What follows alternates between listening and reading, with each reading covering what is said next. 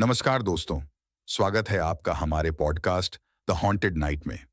आज की रात हम आपको सुनाने वाले हैं एक खौफनाक कहानी जो आपके रोंगटे खड़े कर देगी। तो चलिए शुरू करते हैं आज की कहानी। नमस्कार दोस्तों, मैं हूं आपका होस्ट विकस और आज की कहानी है भूतिया रात की।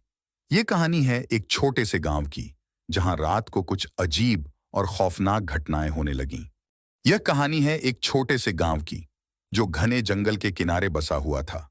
गांव के लोग शांतिप्रिय और मेहनती थे, लेकिन एक रात जब चांदनी रात थी, गांव के लोग एक अजीब सी आवाज से जाग गए।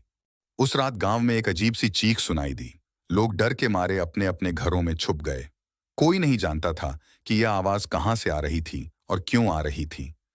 अगले दिन गांव के कुछ बहादुर लोग उस आवाज का पता लगाने जंगल में गए।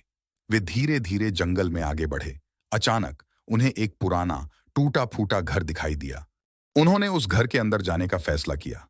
जैसे ही वे अंदर पहुंचे, उन्हें लगा कि कोई उन्हें देख रहा है। वहां की हवा भी कुछ अलग थी, ठंडी और डरावनी। जैसे ही वे घर के अंदर गए, उन्होंने देखा कि वहां एक पुरानी किताब पड़ी हुई है। किताब में कुछ अजीब सी चित्र और मंत्र लिखे थे। तभी अचानक से घर का दरवाजा बंद हो गया और एक भयानक आवाज गूंज उठी।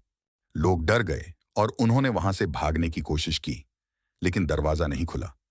तभी उन्होंने देखा कि एक पुरानी परछाई धीरे धीरे उनके पास आ रही है। उस परछाई ने उन्हें बताया कि वह घर एक पुराने तांत्रिक का था, जो अब भी उस जगह पर अपनी आत्मा को मुक्त करने के लिए भटक रहा था। उसने उनसे मदद की गुहार लगाई। गांव के लोग समझ गए कि उन्हें उस आत्मा की मदद करनी होगी। उन्होंने उस किताब के मंत्रों को पढ़ा और तांत्रिक की आत्मा को मुक्त कर दिया।